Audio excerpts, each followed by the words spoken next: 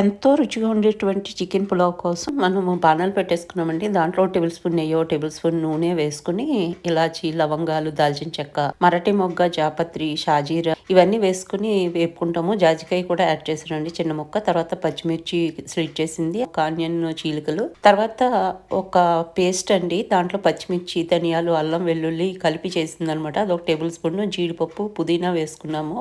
ఇదంతా మంచిగా వేగిన తర్వాత ఒక టమాటా స్లైసెస్ వేసుకున్నాం. ఇప్పుడు రుచికి సరిపడా సాల్ట్, ఒక టీ స్పూన్ బిర్యానీ మసాలా వేసుకున్నాం. ఇదంతా మంచిగా వేగిన తర్వాత మ్యారినేట్ చేసినటువంటి చికెన్ ఇక్కడ యాడ్ చేసేసుకున్నాము.